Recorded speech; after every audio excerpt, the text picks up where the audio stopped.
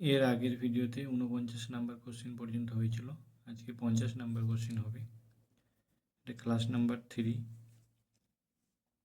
দেখেন 50 নাম্বারে কি বলছে, স্থির উষ্ণতায় নির্দিষ্ট ভরে কোনো গ্যাসের আয়তন ওই গ্যাসের চাপের সঙ্গে ব্যস্তানুপাতে পরিবর্তিত হয়। কার সূত্র? ঠিক আছে, চার্লস বয়েল অ্যাভোগাড্রো গ্যালুসাক। ঠিক আছে, সঠিক অ্যান্সার হয়ে যাবে বয়েলের সূত্র। ঠিক আছে, ফিউজ 51 নম্বর কোশ্চেন, ফিউজ তারের উপাদান কি? খুব ইম্পর্টেন্ট কোশ্চেন। ফিউজ তারের উপাদান হচ্ছে টিন ও সীসার সংকর। ঠিক আছে, অপশন বি।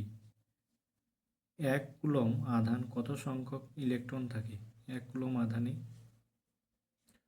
কত সংখ্যক ইলেকট্রন থাকে? সঠিক অ্যান্সার হয়ে যাবে অপশন ডি, 6.25 ইন্টু 10⁻18। নিচের কোনটি তাপ ও তড়িতের সুপরিবাহী? তাপ ও তড়িতের কোনটি হচ্ছে সুপরিবাহী? তাপ ও তড়িতের সুপরিবাহী হচ্ছে গ্রাফাইট। সঠিক অ্যান্সার হয়ে যাবে গ্রাফাইট। ঠিক আছে, 54 নম্বর কোশ্চিন, মো একক হলো কোন রাশির? মো এককটি কোন রাশির? কোন রাশির একক? পরিবাহিতার একক হচ্ছে মো। ঠিক আছে, খুব ইম্পর্টেন্ট কোশ্চিন কিন্তু। আমাদের শক্তির প্রধান উৎস হলো সূর্য। নিউটন কে আবিষ্কার করেন? 4টা অপশন দেওয়া আছে, নিউটন কে আবিষ্কার করেন? সঠিক অ্যান্সার হয়ে যাবে জেমস চ্যাডউইক। আর থমসন আবিষ্কার করেন হচ্ছে ইলেকট্রন, জে থমসন। আর রাদারফোর্ড আবিষ্কার করেন হচ্ছে পরমাণুর মডেল। ঠিক আছে, 57 নম্বর কোশ্চিন, রিউমার স্কেলে ঊর্ধ্ব স্থিরাঙ্ক ও নিম্ন স্থিরাঙ্কের মধ্যে পার্থক্য কত? রিউমার স্কেলে সেখানে পার্থক্যটা আমরা দেখতে পাবো 80। ঠিক আছে, 58 নম্বর কোশ্চিন, পেল্টন হুইল কোন শক্তিকে তড়িৎ শক্তিতে রূপান্তরিত করে?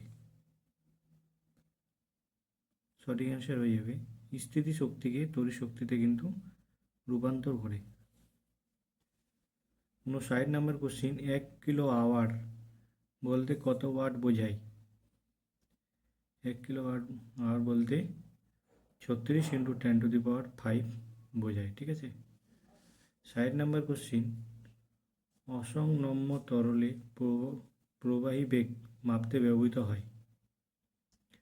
সঠিক অ্যান্সার হয়ে যাবে ভেঞ্চুরিমিটার। ঠিক আছে, অপশন সি। তড়িৎচালক বলের ব্যবহারিক একক কি? আমরা কি জানি তড়িৎচালক বলের ব্যবহারিক একক হচ্ছে ভোল্ট। ঠিক আছে, গামা রশ্মি কী কাজে ব্যবহার করা হয়? খুব ইম্পর্টেন্ট কোশ্চিন। গামা রশ্মি কী কাজে ব্যবহার করা হয়? খাদ্যের জীবাণুমুক্তকরণে, কীট পতঙ্গ নিয়ন্ত্রণে, ক্যান্সারের চিকিৎসায়। তিনটি গামা রশ্মি হচ্ছে এই তিনটাই হবে। ঠিক আছে, গামা রশ্মি হচ্ছে এই তিনটাই হবে, তিনটাতে ব্যবহার করা হয়। সূর্য থেকে তাপ যে পদ্ধতিতে পৃথিবীতে আসে, পরিবহন, পরিচালন, বিকিরণ, কোনোটি নয়। সঠিক অ্যান্সার হয়ে যাবে বিকিরণ পদ্ধতিতে কিন্তু তাপ পৃথিবীতে আসে। 64 নম্বর কোশ্চিন, শব্দ তরঙ্গ হলো এক প্রকার স্থিতিস্থাপক তরঙ্গ, মাধ্যাকর্ষণ তরঙ্গ, তড়িৎচুম্বকীয় তরঙ্গ, কোনোটি নয়। শব্দ তরঙ্গ হচ্ছে এক প্রকার স্থিতিস্থাপক তরঙ্গ। প্লবতা কোন দিকে কাজ করে? আমরা জানি প্লবতা হচ্ছে ঊর্ধ্বমুখে কাজ করে। চাঁদে কোনো বায়ুমণ্ডল নেই কেন?